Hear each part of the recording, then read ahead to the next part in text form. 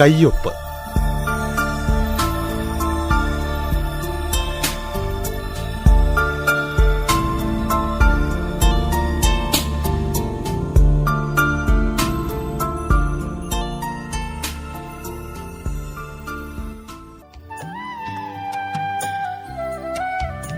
കവിയും ഗാനരചയിതാവുമായ Shri Kaithapram Damodaran നമ്പൂതിരിയുമായി ഗായകനായ Shri V T Murali നടത്തിയ അഭിമുഖ സംഭാഷണത്തിന്റെ 3-ാം ഭാഗം ഇപ്പോൾ കേൾക്കാം. പാട്ടുകളെ പറ്റി പറയുമ്പോൾ ഒരുപാടുണ്ട്. 400 സിനിമയ്ക്ക് എത്ര 400 പറയുന്നുണ്ട് ചെയ്യുന്നുണ്ട്. അതിലെ പാട്ടുകളെ മുഴുവൻ പരാമർശിച്ചു പോകാൻ നമുക്ക് പ്രയാസമാണ്. എന്നാലും നമ്മൾ ശ്രദ്ധിച്ചില്ല. പക്ഷെ താങ്കളിലെ ഒരു കവിത്വമുള്ള ഗാനരചയിതാവിനെ ഉപയോഗിച്ചിട്ടില്ല ഫിലിം ഡയറക്ടർ. തീർച്ചയായിട്ടും സിബി, കമൽ, ലോഹി, സത്യൻ, പ്രിയൻ, ഇത്രയാണ് പ്രധാനപ്പെട്ട പറയാൻ. ഒരാൾ പോപ്പുലർ ആയിരിക്കുന്ന സമയത്ത് അതിനെ കമേഴ്ഷ്യലായിട്ട് ഉപയോഗിക്കാം. അതായത് നമുക്ക് ഇതിന്റെ ഒരു വ്യാപാരവൽക്കരണത്തിന് ഉപയോഗിക്കാം. അത് രണ്ടിനും ഉപയോഗിച്ചിട്ടുണ്ട് ജയരാജ്. പക്ഷേ സമയത്ത് ഈ ഒരു ക്രാഫ്റ്റും ഈ ഒരു സർഗാത്മകതയും ഈ കഥാപാത്രത്തിന് വേണം എന്ന് ചിന്തിച്ച ഡയറക്ടർമാരെ പറ്റി ഞാൻ ചോദിച്ചത്. തീർച്ചയായിട്ടും കമലിന്റെ എന്തിനു വേറെ സൂര്യോദയക്കില്ലേ, അതെ, എത്ര പാട്ടുള്ള ആത്മാവിൻ പുസ്തകത്താളിൽ, പിന്നെ ഏതോ നിദ്രിതൻ, പിന്നെ ഏതോ വാർമുകിലിൽ കിനാവിലെ മുത്തായി നീ വന്നു. അതെ അതെ, നല്ല പാട്ടാണ്. അതുപോലെ ഈ അവസാനം ജയചന്ദ്രൻ ചെയ്തിൽ ഇങ്ങോട്ട് വരുമ്പോൾ ഒരു പാട്ടില്ലേ, കല്ലായി കടവത്ത് എന്ന് പറയുന്ന പാട്ട്, വളരെ വിശദമായിട്ട് ഒരുപാട് പാട്ടുകളെ പറ്റി പറയാൻ പറ്റാത്ത അത്രയും പാട്ടുകളുണ്ട്. ഒരുപാട് പാട്ടുകളുണ്ട്. നേരത്തെ പറഞ്ഞ ഒരു പാട്ടില്ലേ, കയ്യെത്തും ദൂരെ ഒരു കുട്ടിക്കാലിലെ പാട്ട്, എന്റെ ഓർമ്മയിൽ ആ പാട്ട് വരുന്നത് എങ്ങനെയെന്നറിയോ, അത് അക്ബർ കക്കട്ടിലിന്റെ മൊബൈലിലെ കോളർ ട്യൂൺ. നമ്മൾ വിളിക്കുമ്പോ ഈ പാട്ടാ കേട്ടോണ്ടിരിക്കുക. മരിക്കുന്നത് വരെയും അക്ബറിന്റെ ട്യൂണായിട്ട് വെച്ചിരുന്നത് കയ്യെത്തും ദൂരെ ഒരു കുട്ടിക്കാലായിരുന്നു. വളരെ താളാത്മകമായിട്ടുള്ളതാണല്ലോ പി കുഞ്ഞിരാമൻ നായരുടെ കവിതകൾ. അപ്പൊ ആ കവിതകളുടെ വായനയും സംഗതിയിൽ നമ്മുടെ പാട്ട് എഴുത്തിനും എങ്ങനെയെങ്കിലും നിങ്ങൾ? തീർച്ചയായിട്ടും ഉണ്ട്. നമ്മുടെ പ്രകൃതിയെ സ്നേഹിക്കുന്ന അദ്ദേഹത്തിന്റെ ഒരു ഭാവം എനിക്കുണ്ട്. തരിക്കില്ല മനം തെല്ലും പകക്കാരണഭൂമിയിൽ, മരിക്കും ഞാൻ നിനക്കായി മകൾ ആദർശ ദേവത്തെ. കവിതയ്ക്ക് വേണ്ടി, ആദർശങ്ങൾക്ക് വേണ്ടി ഞാൻ മരിക്കും, എനിക്കൊരു പ്രശ്നമില്ലായിരുന്നു. അതെ അതെ അതെ, കുഞ്ഞിരാമൻ നായരുടെ ഒരു ഞാൻ പറയുമ്പോൾ എനിക്ക് എന്റെ മനസ്സിലൊരു കാര്യം ഇരമ്പി വരുന്നൊരു കാര്യമുണ്ട്. ഈ അച്ഛന് ഭയങ്കര ഇഷ്ടമായിരുന്നു എന്നെ കുട്ടിക്കാലത്ത് മത്സരങ്ങൾക്ക് പോകുമ്പോൾ അല്ലാതെയൊക്കെ പഠിപ്പിച്ചതെല്ലാം മഹാകവിന്റെ കവിതകൾ. അപ്പൊ വലിയ ഞാൻ നേരിട്ട് കണ്ടിട്ടുണ്ട്, സംസാരിച്ചിട്ടുണ്ട്. അതുപോലെ രാഘവ മാഷുമായിട്ടൊരു ബന്ധം. രാഘവ മാഷ് താങ്കളുടെ പാട്ടുകൾ ആകാശവാണിക്ക് വേണ്ടി ചെയ്തിട്ടുണ്ട് അല്ലേ, നാടകങ്ങൾക്ക് വേണ്ടി ചെയ്തിട്ടുണ്ട്. ഒരു നാടകത്തിന് വേണ്ടി ഞാൻ പാടിയിട്ടുണ്ട്. അതാണെന്നറിയോ, വിരുന്നു ചൊല്ലി പദം പറഞ്ഞവളെ, കദളിക്കൈയിൽ പതുങ്ങി നിന്നവളെ, ഞാനുള്ളത് കൊണ്ടിന്നോണമൊരുക്കി കാത്തു നിന്നിട്ടും എൻ സിന്ദൂര ചെപ്പു തുറന്നവനിന്നും വന്നില്ല. അങ്ങനെ പാടുന്നത് 100 വെറ്റില കൊണ്ട് ചുവന്ന കിഴക്കേ മാനത്ത്. അന്നത്തെ മ്യൂസിക് ഡയറക്ടർമാരെ പറ്റിയുള്ള, അതായത് നിങ്ങളുടെ തലമുറയെ സ്വാധീനിച്ച ആളുകളാണ് അവര്. അതേസമയത്ത് നമ്മൾ അനുകരിക്കുകയോ അങ്ങനെ ചെയ്തില്ല. അതേസമയത്ത് ദേവരാജ മാഷ്, അവരെ പറ്റിയുള്ള ഒരു സ്മരണകൾ എന്തെങ്കിലും? ദാസേട്ടൻ പറയാറുണ്ട്, ഈ നിങ്ങളൊക്കെ മോഹനരാഘവ ഇനിയൊന്നും തൊടാൻ പറ്റില്ല, കാരണം അതൊക്കെ ദേവരാജ മാഷ് തന്നെ പൂർണ്ണമായിട്ടും. അതെ, എത്രയോ പാട്ടോ, 40-50 പാട്ടൊക്കെ ചെയ്ത് കഴിഞ്ഞു. അപ്പൊ ഞാൻ ദാസേട്ടനോട് ഈ കളിവീടിന്റെ സമയത്താണ് പറഞ്ഞത്, ഞാൻ പറഞ്ഞത് ഇനിയും അത് ചെയ്യണമെങ്കിൽ നമ്മൾ രണ്ടും കൂടെ ബ്ലെൻഡ് ആക്കണം. കവിതയും രാഗവും കൂടി ബ്ലെൻഡായാൽ ഇനിയും പറഞ്ഞു അല്ലേ. ബ്ലെൻഡ് ആയതുകൊണ്ടാണ് അവരുടെയൊക്കെ നിൽക്കുന്നത്. അതെ അതെ അതെ, അങ്ങനെ ശരിയാ. സാഹിത്യവും വേർതിരിക്കാൻ പറ്റില്ല, ചേർന്ന് നിൽക്കുകയാണ്. അവരെ പറ്റിയൊക്കെയുള്ള ഒരു ഓർമ്മകൾ പറയാൻ എന്തെങ്കിലും? തീർച്ചയായിട്ടും ഉണ്ട്. നിങ്ങൾ ഒരുമിച്ച് വർക്ക് ചെയ്തോ ഇല്ലയോ എന്നുള്ളല്ലേ? ഇല്ല, ഈ സ്വാമിയായിട്ട് ഞാൻ ഒരുമിച്ച് വർക്ക് ചെയ്തിട്ടുണ്ട്. ഉണ്ടല്ലേ? വർക്ക് ചെയ്തത് ഇപ്പൊ അടുത്ത അവസാനമാണ്. ഈ സേതു എന്ന് പറഞ്ഞ ആർട്ട് ഡയറക്ടർ ഉണ്ട്, അയാളുടെ ഒരു പടം ശ്യാമരാഗം എന്ന് പറഞ്ഞൊരു പടം സ്വാമി ഞാനിവിടെ ചെയ്തിട്ടുണ്ട്. അത് അയാളുടെ നിർബന്ധമാണ്. അപ്പൊ എനിക്ക് ആണെങ്കിൽ തീരെ വയ്യാതെ ഞാൻ അസുഖമായിട്ട് വലിയൊരു ഹോസ്പിറ്റലിൽ ചെന്ന ദിവസം വൈകുന്നേരം എൻ്റെ തലയും ഇതൊക്കെ കുഴയുന്നുണ്ട്, എനിക്ക് ഇരിക്കാനൊന്നും പറ്റില്ല. സ്വാമി പറയുന്നു, പാട്ട് ചെയ്യണം, നിങ്ങൾ അവിടെ പോയി ഇരുന്നാൽ പറ്റില്ല. ഞാൻ പറഞ്ഞു, സ്വാമി എൻ്റെ കാര്യം ആ കഷ്ടമാണ്, എൻ്റെ വല്ലാത്ത കുഴഞ്ഞിരിക്കുകയാണ്. അതൊന്നും പറ്റില്ല, നിങ്ങൾ ഇരുന്നാൽ മതി, എഴുതാൻ പറ്റും. ഇന്ന് ഒരു പാട്ട്, നിങ്ങൾ ഓരോ ദിവസം ഓരോ പാട്ട് എഴുതും. അങ്ങനെ 5 ദിവസം 6 ദിവസം ഞാൻ തരാം, ഒരാഴ്ച കൊണ്ട് എനിക്ക് പാട്ട് മുഴുവൻ കിട്ടുന്നു. അങ്ങനെ ഞാൻ കുഴയുന്നുണ്ട്, എനിക്ക് വർത്താനം പറയാൻ പോലും പറ്റുന്നില്ല തീരെ. എന്നിട്ടും ഞാൻ എൻ്റെ ഭാഷ ഇങ്ങനെ ഒപ്പിച്ചിട്ട് ദീപമാണ് അത് എഴുതിയെടുക്കുന്നത്. അങ്ങനെ എഴുതിയിട്ട് ഓരോ ദിവസമായിട്ട് അയച്ചു. സേതു അവിടെ വന്നു, ഭയങ്കര സന്തോഷമായി സേതുവിന്. എന്നിട്ട് ഞാൻ വിളിച്ചു ഒരു ദിവസം, സ്വാമി ഞാനിങ്ങനെ ഈ ഭ്രാന്ത് പിടിച്ചിരിക്കുകയാണ്, എന്തൊക്കെ എഴുതിയേക്കുന്നുണ്ട്, നിങ്ങൾ അതൊക്കെ ആണെങ്കിൽ പറഞ്ഞാൽ മതി, അല്ലെങ്കിൽ മാറ്റിക്കൊള്ളൂ എന്ന്. ശിവ എന്ന് മാത്രമേ പുള്ളി പറഞ്ഞുള്ളൂ. അന്ന് പോലും എനിക്ക് ഇതൊന്നും പ്രശ്നം ഉണ്ടായില്ല. നമ്മുടെ ആ ഒരു അതാണ് സ്വാമിയായിട്ട് തെളിച്ചുണ്ടായിരുന്നു, മനസ്സിന് തെളിച്ചുണ്ടായിരുന്നു. അതുപോലെ സ്വാമിയായിട്ട് എനിക്ക് വളരെ അടുത്ത ബന്ധമുണ്ടായിരുന്നു. ഈ സ്വാമിയുടെ വലിയ ആഗ്രഹമായിരുന്നു ഈ ത്യാഗരാജ ആരാധന ഒരു ദിവസം ഫുള്ളായിട്ടുള്ള. അത് ഞാൻ കോഴിക്കോട് ചെയ്യിച്ചു, നമ്മുടെ കലാകേന്ദ്രത്തിൽ. അപ്പോൾ കലാകേന്ദ്രം കൂടി പറയേണ്ട കാര്യമുണ്ട്. കലാകേന്ദ്രം എന്ന് പറയുന്നത് 25-26 കൊല്ലമായി. ചെമ്മൂട് സ്വാമിയാണ് ആദ്യം വിളക്ക് കൊളുത്തിയത് തുടങ്ങുന്നത്. ദാസേട്ടനാണ് ആ ബിൽഡിങ്ങിൻ്റെ ശിലാസ്ഥാപനം ചെയ്യുന്നത്. DK ജയറാം സാറ്, അങ്ങനെ പ്രമുഖരായിട്ടുള്ള വലിയ വലിയ കലാകാരന്മാരെല്ലാവരും അവിടെ പാടിയിട്ടും മൃദംഗം വായിച്ചിട്ടുമുണ്ട്. ഉമ്മയാൾപുരം പോലെയുള്ള ദൊരസാറൊക്കെ എന്നെ ദാമോദരേട്ടനാണ് വിളിക്കുക. അത്ര അടുപ്പായിരുന്നു ഞാൻ. മറ്റേ ഗുരുവായൂർ. അതെ, വലിയ സാത്വികനായിട്ടാണ്. അതുപോലെ സംഗീതം എന്ന് പറയുന്നത് വെറുതെ ആഘോഷിക്കാൻ മാത്രമുള്ളതല്ല, വേദനിക്കുന്നവരെ സാന്ത്വനിപ്പിക്കാനുള്ളതാണ് എന്നാണ് എൻ്റെ കലാകേന്ദ്രത്തിൻ്റെ അടിസ്ഥാന ഉദ്ദേശം. എനിക്ക് അന്നേ അതെ, ഇനിയുള്ള എൻ്റെ ജീവിതത്തിൽ ഞാൻ ഉദ്ദേശിക്കുന്നത് അതാണ് എനിക്ക് സംഗീതത്തെ പറ്റി പറയുന്നത്. ഈ മ്യൂസിക് തെറാപ്പി പോലത്തെ വിഷയങ്ങൾ, അതാണ് മ്യൂസിക് തെറാപ്പി എന്ന് പറയുന്നത്. സാന്ത്വനം എന്ന് ഞാൻ പറയുന്നുള്ളൂ. തെറാപ്പി എന്ന് പറയുന്ന ഒരു മോഡേൺ ഇതൊന്നും സങ്കല്പം അറിയില്ല എനിക്ക്. അതിനെക്കുറിച്ച് ശാസ്ത്രീയമായിട്ടുള്ള സംഗതികൾ വേണമല്ലോ. അതുകൊണ്ടല്ലോ അതൊക്കെ ഞാൻ ശ്രമിക്കുന്നുണ്ട്. ഇനി ഞാൻ ചെയ്യും. അതിനുവേണ്ടി വലിയ സ്ഥാപനം ഉണ്ടാക്കാൻ പോകണ്ടേ, എൻ്റെ സങ്കല്പത്തിലുള്ളതാണ്. നമ്മളിപ്പോൾ അത് കുറക്കേണ്ട കാര്യമില്ല, സ്വപ്നങ്ങൾ കുറക്കണ്ട. പണ്ട് ഈ ഇദ്ദേഹം പറയും, രാമകൃഷ്ണാശ്രമത്തിലെ ഒരു ഗോലോകാഞ്ചി ഉണ്ട്, നമുക്കൊക്കെ സ്വപ്നങ്ങളുണ്ട്, പക്ഷെ കൈതപ്പുറത്ത് തിരുവേനയുടെ സ്വപ്നങ്ങൾക്ക് ചിറകുകളുണ്ട് എന്ന് പറഞ്ഞ പോലെ. സ്വപ്നം സ്വയം കാണൽ മാത്രമല്ല, മറ്റുള്ളവരെ സ്വപ്നം കാണിക്കുകയും ചെയ്യും. ഞാനത് ചെയ്യും എന്നുള്ളതാണ് എൻ്റെ ജീവിതോദ്ദേശം തന്നെ. വെറും സിനിമ മാത്രമല്ല, ഞാൻ പാട്ട് എഴുതിയതെല്ലാം സിനിമയ്ക്ക് വേണ്ടിയാണ്, സിറ്റുവേഷന് വേണ്ടിയാണ്, ചിലപ്പോൾ ട്യൂൺസ് നേരെയാക്കാൻ വേണ്ടിയാണ്. അല്ല, സിനിമയിൽ പാട്ട് എഴുതുമ്പോൾ സിനിമയിലൊരു കഥാപാത്രമുണ്ട്, കഥാപാത്രത്തിന്റെ ഒരു സംസ്കാരമുണ്ട്.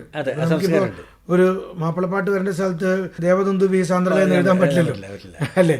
അപ്പൊ അവിടെ അത് തന്നെയല്ലേ എഴുതാൻ പറ്റും. അല്ല, അത് മാത്രല്ല, അത് നമ്മളും ഉണ്ട് അതിനകത്ത്. അതെ, നമ്മുടെ ആത്മാംശം കൂടി ആ പാട്ടിലുണ്ടാവും. അത് കഥാപാത്രം ഉണ്ടാവും. ഇന്നിപ്പോ നമ്മളെ തൊലിപ്പുറത്തേക്ക് പോവുക ഇന്നത്തെ പാട്ടുകൾ. അതെന്തുകൊണ്ട്? കാരണം വെച്ചാൽ അവര് ഈ ജനറേഷന് വേണ്ടിയാണ്, ന്യൂ ജനറേഷൻ. നമ്മളെ പഴയ അങ്ങനെയൊന്നുമില്ല, എനിക്കും അന്ന് ജനറേഷൻ ഒന്നുമില്ല, എല്ലാ ജനറേഷനും നമ്മളെ പാട്ട് ആസ്വദിക്കും. ഞാൻ ചോദിക്കുന്ന ഒരു ചോദ്യമുണ്ട്, ഈ ന്യൂ ജനറേഷൻ എന്ന് പറയുന്ന ആരെങ്കിലും ഖുർആൻ വായിക്കാതിരിക്കുന്നുണ്ടോ? അതെ, എത്ര കൊല്ലത്തെ പഴക്കമുണ്ട്? അതെ, രാമായണം വായിക്കാതിരിക്കും, ബൈബിൾ വായിക്കാതിരിക്കും. ഇതൊക്കെ ഇപ്പോഴും ആ ഗ്രന്ഥങ്ങളൊക്കെയാണ് നമ്മളെ മുന്നോട്ട് നയിക്കുന്നതെങ്കിൽ പിന്നെ എന്തിനാണ് സംഗീതത്തിന് മാത്രം ജനറേഷൻ പ്രശ്നം? വേറൊരു നിയമം ഇല്ല. സംഗീതത്തിന് ശ്രുതിയോട് ചേർന്ന് പാടുക, നല്ല താളത്തോടുകൂടി പാടുക, സ്നേഹിക്കുക, മനുഷ്യനെ സ്നേഹിക്കുക. അതെന്നോട് പ്രസാദ് സാർ ആദ്യം പറയുന്നത്. സ്നേഹമില്ലാത്ത ഒരു കാര്യമില്ല. റഫായിട്ടുള്ള ഒരാളാണ് പുള്ളി. പക്ഷെ പുള്ളി പറയുന്നത് നമ്മൾ ഒന്നും ഉള്ളിൽ വെക്കരുത്, സ്നേഹിക്കുക. അങ്ങനെ അതാണ് നമ്മളെ പ്രേരിപ്പിക്കുന്ന സംഭവം. അത് ഞാൻ ഇന്നും എന്നും അനുസരിക്കും. അതുകൊണ്ട് എനിക്ക് ഇതൊന്നും ഫുൾ സ്റ്റോപ്പ് ഇപ്പോഴൊന്നും വേണ്ട എന്നാണ് ഞാൻ ആലോചിക്കുന്നത്. ഫുൾ സ്റ്റോപ്പ് ഇടേണ്ട കാര്യമില്ല. മനുഷ്യനെ സ്നേഹിക്കുക, കലയെ സ്നേഹിക്കുക, ഇത് രണ്ടും ഒന്നാണ്. ഞാനെപ്പോഴും ആലോചിക്കുന്ന ഒരു കാര്യമുണ്ട്, നമ്മള് കല എന്ന് പറയുന്നത് ഇപ്പൊ സംഗീതമായിക്കോട്ടെ, എഴുത്തായിക്കോട്ടെ, ചിത്രമായിക്കോട്ടെ, എന്തായിക്കോട്ടെ, നമ്മൾക്ക് ഒരു ജോലി കിട്ടി അത് അവസാനിപ്പിക്കാൻ പറ്റുമോ? അതെ, ജെന്യൂൻ ആണ് കലാകാരൻ. ഇപ്പൊ ഞാനൊരു ഗവൺമെന്റ് ഉദ്യോഗസ്ഥനായിട്ട് ജോലി ചെയ്ത ഒരാളാണ്. എനിക്ക് എന്റെ ഉള്ളിലെ സംഗീതത്തെ, എനിക്കൊരു ജോലി കിട്ടിയല്ലോ, ഇനി ഇതൊക്കെ പൂട്ടിവെച്ചോളാന്ന് പോയില്ലേ. ജീവിക്കാൻ വേണ്ടി ഒരു തൊഴിൽ, അതാണ് സംഗീതം എന്ന് ഞാൻ ആലോചിച്ചിട്ടില്ല. എനിക്ക് സംഗീതം എനിക്ക് തന്നെ ഇത് പോരാന്ന് തോന്നിയപ്പോൾ എനിക്ക് സപ്പോർട്ടായിട്ട് വന്നതാണ് എഴുത്ത്. അങ്ങനെ എഴുത്തും സംഗീതവും കൂടിയുള്ള ഒരാൾ വളരെ ദുർലഭമായിട്ടേ ഉണ്ടാവുള്ളൂ. ഞാൻ ഈ പറഞ്ഞ പോലെ സിനിമ എന്ന് പറയുമ്പോൾ എല്ലാവരെയും ആദരിച്ചുകൊണ്ടാണ്. ഭാസ്കർ മാഷ്, അനു സാറ്, വയലാറ്, അതെ, യൂസഫ് അലി കച്ചേരി, എല്ലാവരും, തമ്പിച്ചേട്ടൻ ഒക്കെ എന്റെ സുഹൃത്തുക്കളാണ്, ഗുരുനാഥന്മാരാണ്. ഭാസ്കർ മാഷ് എന്ന് പറഞ്ഞാൽ ഗുരു തന്നെയാണല്ലോ, അതിനൊരു വാക്കില്ല. അതുപോലെ ഈ ഗ്രേറ്റ് ക്രിയേറ്റേഴ്സ് അല്ലേ, പിന്നെ വലിയ ആൾക്കാരാണ്. അവരുടെയൊക്കെ കൂടെ ഇരിക്കാൻ പറ്റിയെന്നുള്ളത് എന്റെ ഭാഗ്യം എന്നേ പറയുന്നത്. അതെ അതെ അതെ. ഞാൻ നേരത്തെ പറഞ്ഞില്ലേ, ഈ പുതിയ തലമുറയിൽപ്പെട്ട എന്ത് ജനറേഷൻ പറഞ്ഞാലും അവർക്ക് നഷ്ടപ്പെടുന്ന ഇങ്ങനത്തൊക്കെയാണ്. ഈ ഇടക്കാലത്ത് വന്നു പോകുന്ന ആളുകൾ ചരിത്രത്തിൽ രേഖപ്പെടുത്തപ്പെടില്ല, വേറെ തരത്തിലുള്ള രേഖപ്പെടുത്തലൊന്നും ആവശ്യമില്ല. ജനമനസ്സുകളിൽ ഈ അന്തരീക്ഷത്തിലായി കഴിഞ്ഞാൽ തലമുറകളിലൂടെ കടന്നു പോകുന്ന ആളുകളുണ്ട്. അവരെ നമ്മൾ എല്ലാ ദിവസവും തൊഴുതുകൊണ്ടിരിക്കുക. ഭാസ്കര മാഷൊക്കെ പാട്ടുകളിലൂടെ നമ്മൾ പോയാൽ നമുക്ക് ഇന്ന് പറഞ്ഞാൽ തീരൂല. കഥനത്താൽ തേങ്ങുന്ന ഹൃദയവുമായി കരകളിൽ തലതല്ലും ഓളങ്ങളെ തീരത്തിനറിയില്ല. ഇത് കേട്ട് ഞാൻ കരഞ്ഞിട്ടുണ്ട് എത്രയോ പ്രാവശ്യം. മുറപ്പെണ്ണ് എന്ന സിനിമ ഈ പാട്ടിന് വേണ്ടി മാത്രം ഞാൻ എത്രയോ പ്രാവശ്യം കേട്ടിട്ടുണ്ട്. പറയാൻ എന്തെളുപ്പം, മണ്ണിൽ പിറക്കാതിരിക്കലാണ്. അത് അതിനപ്പുറത്ത് വേറെ ആർക്കും എഴുതാൻ പറ്റില്ല. എങ്ങനെയാണ് പാട്ട് എഴുതേണ്ടത് എന്നുള്ളതിന്റെ മാർഗദർശനം കൂടി. പിന്നെ അത് കേട്ട് ഞാനിങ്ങനെ തൊടും, ആ പുസ്തകമൊക്കെ തൊട്ട് തല്ലി വെക്കും, എന്നിട്ടാണ് എഴുതാൻ പോകുക. അല്ല, അത് വലിയ സംഭവം. കാരണം വെച്ചാൽ എനിക്കിപ്പോ ഇങ്ങനെ ഇരുന്ന് താങ്കളോട് സംസാരിക്കാൻ പറ്റുന്നതിന്റെ ഞാൻ പാട്ടെഴുത്തുകാരനോ അല്ല അങ്ങനെ ആളൊന്നുമല്ല. പക്ഷെ അതേ സമയത്ത് എനിക്കിപ്പോ താങ്കളോട്, ഒരു കവിയോട്, ഒരു ഗാനരചയിതാവിനോട് ഇതുപോലെ മണിക്കൂറുകൾ സംസാരിക്കാൻ പറ്റുന്ന തന്നെ എന്തുകൊണ്ടാ വെച്ചാൽ ഈ പി ഭാസ്കറിലൂടെയും വയലാറിലൂടെയും മോഹൻവിയിലൂടെയും ഒക്കെ കടന്നു പോകുന്നതുകൊണ്ടാണ്. മോയിൻകുട്ടി വൈദ്യര് പറയണ്ട, താമര പൂക്കും മുഖത്തെ കണ്ടാൽ എന്ന് പറഞ്ഞാൽ താമര പൂക്ക സൂര്യൻ ഉദിക്കുമ്പോഴല്ലോ. അപ്പൊ ഈ മുഖം കാണുമ്പോൾ താമര പൂക്കുന്നാണ്. അപ്പൊ അത് ആ കൽപ്പന താമര പൂക്കുന്നതും വെറും സൂര്യൻ അറിയില്ല പോയില്ലേ. അപ്പൊ താമര പൂക്കും മുഖത്തെ കണ്ടാൽ എന്ന് പറഞ്ഞാൽ താമര പോലും ഈ മുഖം കണ്ടാൽ പൂക്കുന്ന, അവ സൂര്യനെ പോലെയുള്ള മുഖം നിർത്തും. ഓന് സാർ പറയും, ഈ വനജ്യോത്സവം എന്നുള്ള വാക്ക് കേൾക്കുമ്പോ ശാകുന്തളം ഓർമ്മിക്കാത്ത ഒരാളെ പിന്നെ നിന്ന് എനിക്ക് ആവശ്യമില്ല. അത് ശരിയാണ്. അതുപോലെയാണ് നമുക്കിങ്ങനെ ചില വാക്കുകളിലൂടെ വലിയൊരു ധ്വനി കൊള്ളിക്കാൻ പറ്റും. അത് ഈ സമാന ഹൃദയരാവണം എല്ലാവരും. അതിലേക്കായിരിക്കണം നമ്മളെ യാത്ര. പിന്നെ ഈ എം ജി രാധാകൃഷ്ണന്റെ ഒരു പോപ്പുലറായ ഒരു പാട്ടാണല്ലോ അമ്പലപ്പുഴ അല്ലേ? അതെ. അതിന് ഇപ്പൊ പുതിയൊരു ചരിത്രമുണ്ട്. അമ്പലപ്പുഴ എന്നുള്ള പാട്ട് അന്ന് എത്രയോ കൊല്ലം മുമ്പ് ചെയ്തതാണ്. അത് റെക്കോർഡ് ചെയ്ത് പുറത്തേക്ക് ഇറങ്ങുമ്പോൾ ഞാൻ പറഞ്ഞിരുന്നു രാഴ്ചേട്ടാ ഇത് നോട്ട് ചെയ്തോളണം, ഇത് സൂപ്പർ ഹിറ്റ് ആയിരിക്കും. പറഞ്ഞ പോലെ എത്രയോ കൊല്ലമായി, 25-26 കൊല്ലമായി. എന്നിട്ട് അതിനൊരു ഇപ്പൊ ഈയിടെ ഒരു സംഭവം ഉണ്ടായി. തൃക്കുന്നപ്പുഴയുള്ള ഒരു 7-8 വയസ്സുള്ള പെൺകുട്ടി അവളുടെ കഴുത്തിന് കളിച്ചോണ്ടിരിക്കുമ്പോൾ ഒരു കയറ് മുറുകിപ്പോയി. മുറുകിയിട്ട് അവള് വീണു. ഒരു 10-18 ദിവസം അവൾ ബോധമില്ലാതെ ഭക്ഷണം കഴിക്കാതെ ശ്വാസോച്ഛ്വാസം മാത്രമായിട്ട് ഹോസ്പിറ്റലിൽ കിടന്നു. അന്ന് അവിടുത്തെ ഡോക്ടർ ഈ മ്യൂസിക് തെറാപ്പിയെ പറ്റിയുള്ള ഇങ്ങനെയുള്ള വായിച്ചും ചിലപ്പോൾ എൻ്റെ അറിവിലൂടെ വന്നതുകൊണ്ടായിരിക്കാം. എന്നിട്ട് അവർ ചോദിച്ചു, ഈ കുട്ടിക്ക് ഏറ്റവും ഇഷ്ടപ്പെട്ട പാട്ട് ഏതാണെന്ന് ചോദിച്ചു. തൃക്കുന്നപ്പുഴക്കാരിയല്ലേ, അപ്പോൾ ആ ഭാഗത്താണല്ലോ. അമ്പലപ്പുഴ എന്നുള്ള പാട്ടാണെന്ന് പറഞ്ഞു അമ്മയൊക്കെ. ഒരു കാര്യം ചെയ്യും, അതൊരു CD-യിലാക്കിയിട്ട് ഒരു ഹെഡ്ഫോൺ വെച്ചിട്ട് അത് കേൾപ്പിക്കുന്നുണ്ട്. മരുന്നുകളോടൊപ്പം ഇതും കൂടി കേൾപ്പിച്ചപ്പോൾ ഈ കുട്ടി കണ്ണു തുറന്നു. അങ്ങനെ ഒരു ഗാനത്തിലൂടെ ഒരു കുട്ടിയുടെ ജീവൻ രക്ഷിച്ചിട്ടുള്ള ഒരു പാരമ്പര്യം കൂടി എനിക്കും രാജിച്ചിട്ടുണ്ട്. അതാണ് സാന്ത്വനം. അങ്ങനെ സംഗീതത്തിനുള്ള അപാരമായ ലക്ഷ്യങ്ങളുണ്ട്. അത് നെർവസ് സിസ്റ്റത്തിൽ എവിടെയോ ആ പാട്ടിന് കഴിഞ്ഞു. അതാണല്ലോ നമ്മളിപ്പം മരുന്നുകളൊക്കെ വാരി കളഞ്ഞിട്ട് ഇത് ചെയ്താണെന്ന് പറഞ്ഞില്ല. നമ്മള് മരുന്നുകളൊക്കെ ഉപയോഗിക്കും, സപ്പോർട്ടായിട്ട് ചെയ്താൽ മറ്റേത് അന്ധവിശ്വാസമായി. അതുകൊണ്ട് ഇതിന് ദൈവത്തിന്റെ ഒരു സപ്പോർട്ടില്ല. ഇത് വെറുതെ ശാസ്ത്രമാണ്. ഫിസിക്സിൽ പറയുന്നുണ്ടല്ലോ, 2 തന്ത്രികൾ ശ്രുതീകരിച്ച് വെച്ചാൽ ഒരെണ്ണം വീട്ടുമ്പോൾ അത് തനിയെ വീട്ടുന്നതാണ്, ശബ്ദിക്കുന്നതാണ്. അങ്ങനെയാണ് നമ്മൾ രണ്ടുപേരും തന്നെ മുരളി സംസാരിക്കുമ്പോൾ എനിക്ക് ഇഷ്ടാവുകയും എന്നിലൂടെ അതിന്റെ മറുപടി ഒരു അനുരണനം എന്ന് പറയുന്നത്. അതെ, അനുരണനം എന്ന് പറയുന്നത് പരസ്പരം അത് ചെയ്ത് ശ്രുതിചേരുകയാണ്. അതേപോലെ നമ്മുടെ പാട്ടുകൾ ഒക്കെ ഇതിന്റെ ആസ്വാദകരായിട്ട് ശ്രുതിചേരലാണ് പ്രധാനപ്പെട്ട കാര്യം. അതിനാണ് ഞാൻ ശ്രമിച്ചിട്ടുള്ളതെന്ന് പറയാം. പൊന്നിൽ കുളിച്ച ചന്ദ്രികാവാസന്തൊക്കെ ഒരു വരിയുണ്ടെന്ന് വെച്ചാൽ എന്താ, ശ്രുതി ചേർന്ന മൗനം, പിന്നെ അതൊന്നും മന്ദഹാസമായി. ആ ശ്രുതി ചേർന്ന മൗനമാണ് മന്ദഹാസമായിട്ട്. നമ്മൾ ചിലപ്പോ ഈ ട്യൂണിന്റെയും ആലാപനത്തിന്റെ എല്ലാം ഒരു വലിയ മാസ്മരികത വരുമ്പോൾ ചിലപ്പം ഇത് വിട്ടുപോകുന്നുണ്ടാവും. പക്ഷെ എന്നാലും നമ്മൾ സൂക്ഷ്മാംശത്തിൽ പരിശോധിച്ചാലേ ഉള്ള കാര്യങ്ങൾ നെയ്തു വെച്ചത് നമുക്ക് കാണാൻ സാധിക്കും. പിന്നെ ന്യൂ ജനറേഷനിൽ വായനക്കാരിൽ ഇതെല്ലാം മനസ്സിലാക്കുന്നവര് പുതിയ ഇതുണ്ടല്ലോ, ഈ സോഷ്യൽ മീഡിയ ഇതിൽ നിന്നെല്ലാം വായന പുതുതായിട്ട് നല്ല രസമായിട്ട് വരുന്നുണ്ട്. അതുകൊണ്ട് നമ്മളൊക്കെ ഇനിയും മുറങ്ങിച്ചോണ്ടേയിരിക്കും.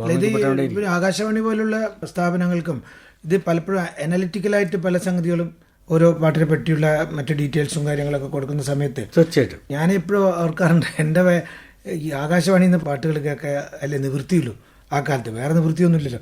നമ്മളടുത്ത് ടേപ്പ് റെക്കോർഡല്ല, റേഡിയോ പോലും ഇല്ല. അങ്ങനെയുള്ള ഒരു കാലഘട്ടത്തിൽ ഞായറാഴ്ചത്തെ പാട്ടിന്റെ കൂടെ മാത്രമേ ഇവര് മറ്റ് കലാകാരന്മാരെ പേര് വരില്ല, അല്ലെങ്കിൽ പാടിയവരുടെ പേര് പറയില്ല.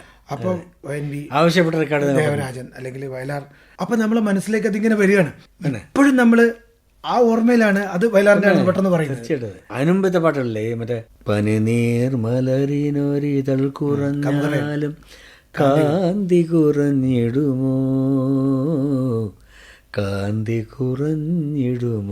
കേട്ടിന് കണ്ണ്. അതെ, നിന്റെ തലമുറയിന് ഒരു കൈ പോയാൽ എന്താണ് പ്രശ്നം, പനിനീർ മലരിന് ഒരു ഇതൾ പോയാൽ എന്ത് പ്രശ്നം, അതുകൊണ്ട് ഞാനതൊന്നും ഗവനിക്കുന്നില്ല എന്ന് പറയുന്നത് കാമുകന്റെ.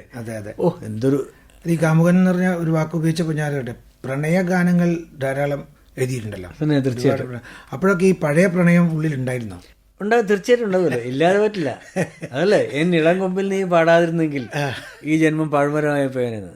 ഈ എഴുത്തുകാരനായി മാറിയത് തന്നെ പ്രണയത്തിന്റെ കല്ല് അടിച്ചു പൊട്ടിച്ചപ്പോഴാണ് ഇത് ഉറവ് വന്നത് എന്ന് ഞാൻ എപ്പോഴും ഓർക്കും. അതുപോലെ ഇത് കൺമണി നീയൻ കരം പിടിച്ച കണ്ണുകൾ എന്തിനു വേറെ. ഓ എന്തൊരു സ്നേഹമാണ് അതിനകത്ത്. അതിലും കൂടുതൽ ഒരു സ്നേഹം എനിക്ക് പകരാൻ പറ്റിയില്ല ഇതുവരെ. അതിലെ അടുത്ത വരി ഇങ്ങനെ കാണാനുള്ളത് കരളിൽ പകരാൻ, കാണാനുള്ളത് കരളിൽ പകരാൻ ഞാനുണ്ടല്ലോ ചാരേ, കണ്ണായി ഞാനുണ്ടല്ലോ ചാരേ. ഞാൻ അതിൻ്റെ ഇടയ്ക്ക് ഒരു കാര്യം കൂടി ചോദിച്ചു. ഒക്കെ ബാബുക്കേടാണ് അല്ലേ? പെൺമണിയൻ കരം പിടിച്ചാൽ ബാബുരാജിൻ്റെ. അതുപോലെ ഈ വയലാറിൻ്റെ എനിക്ക് എപ്പോഴും തോന്നുന്നുണ്ട്, ഇപ്പോൾ വെറുതെ പറഞ്ഞാൽ കറുത്ത ചക്രവാള മതിലുകൾ ചൂഴും കാരാഗ്രഹമാണ് ഭൂമി. ഒരു കവി പറയുമ്പോൾ അങ്ങനെ എനിക്ക് പറയാം. അതേസമയത്ത് ആ കല്ലൊക്കെ എന്ത് മനോഹരമായ ദേവരാമൻ അലിച്ചുകളിയാണ്. കറുത്ത ചക്രവാള മതിലുകൾ ചൂഴും കാരാഗ്രഹമാണ് ഭൂമി. എന്തായാലും മായാജാലം തന്നെയാണ്. ഇവരെയൊക്കെ നമുക്ക് നമസ്കരിക്കല്ലേ. അത് നമ്മളെ പുതിയ കാലഘട്ടത്തിലെ മ്യൂസിക് കമ്പോസർമാരും ട്യൂൺ ഉണ്ടാക്കിയിട്ട് പാട്ട് എഴുതുമ്പോൾ ആയാലും പാട്ട് എഴുതി ട്യൂൺ ചെയ്താലും ഒന്നും പ്രശ്നമില്ല, അതൊന്നും പ്രശ്നമില്ല. പക്ഷെ ആ സമയത്ത് ഈ ഒരു ലിറ്ററേച്ചറിനെ പറ്റിയുള്ള ഒരു സെൻസ് രണ്ടുപേർക്കും വേണം. അത് രണ്ടുപേർക്കും വേണം. ഇപ്പൊ ഞാൻ പറയാം, വയലാറിന്റെ പല പാട്ടുകൾ, ഇപ്പൊ ഉദാഹരണം ചലനം ചലനം ചലനം, അതെ, ദേവരാജൻ ട്യൂൺ ചെയ്ത് ചലനം ചലനം ചലനം ചലനം ചലനം ചലനം ജീവിത പരിണാമത്തിൻ മയൂര സന്ദേശം, ചലനം ചലനം ചലനം.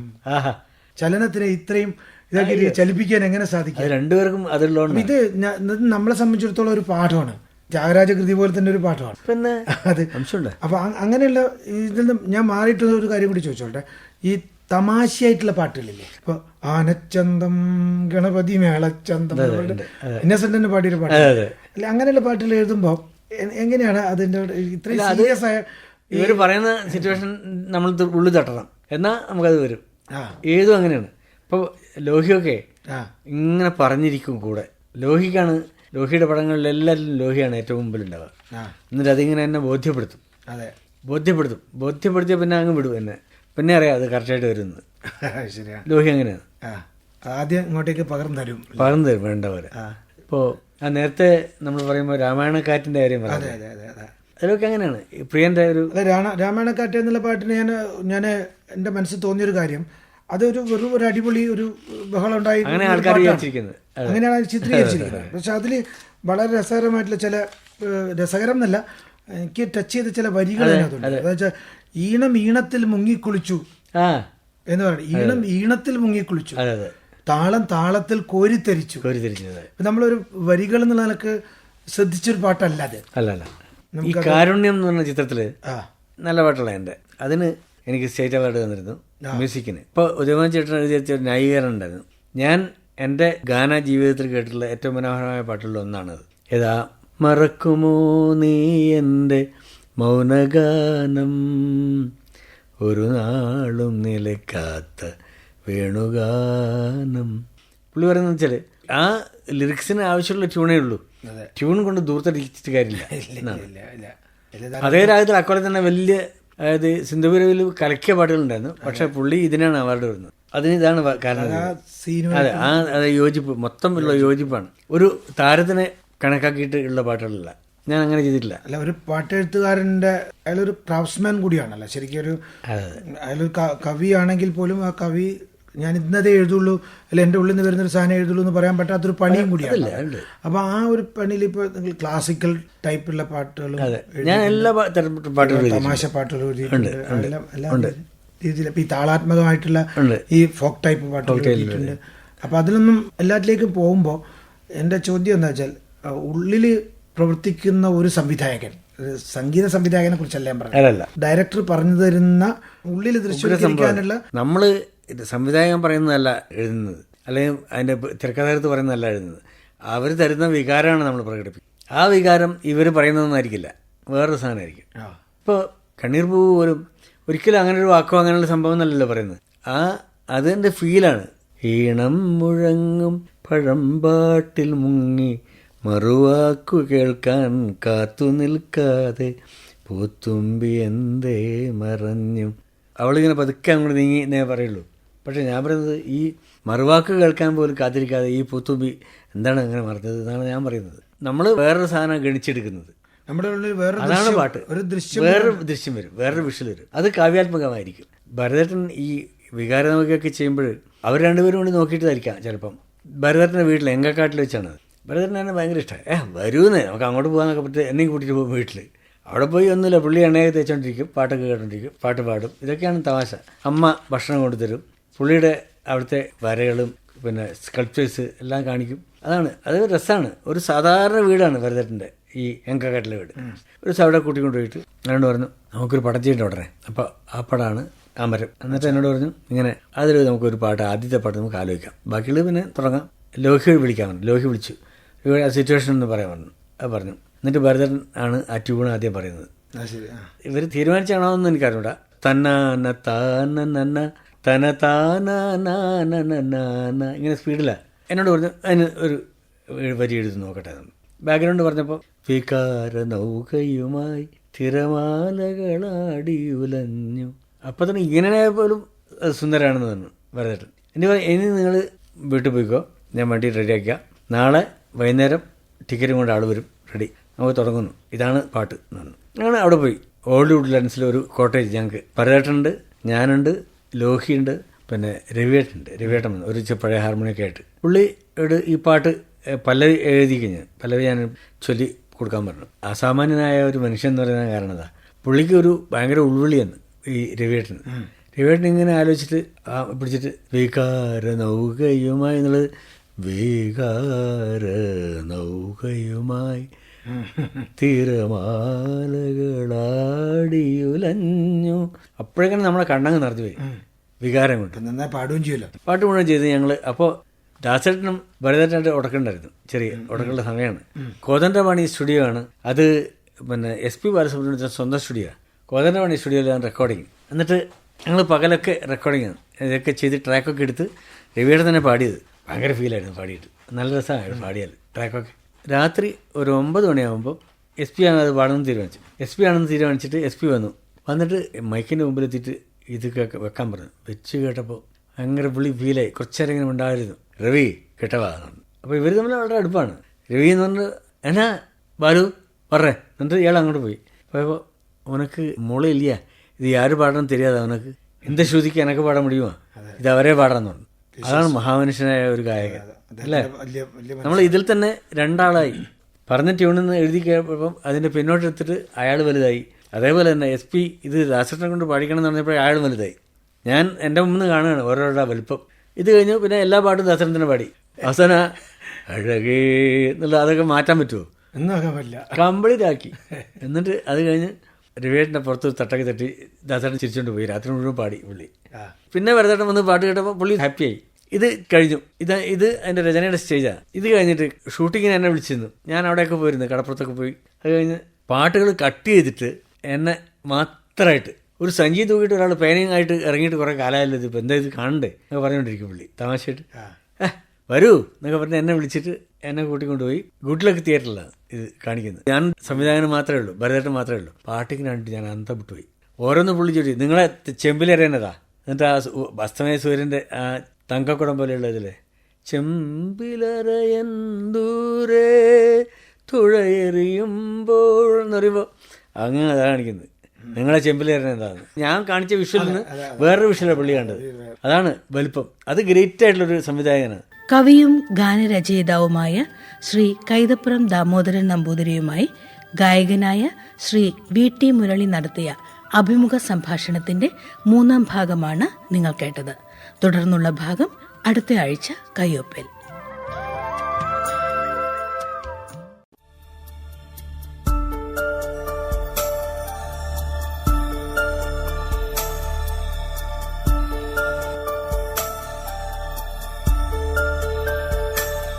കയ്യൊപ്പ്.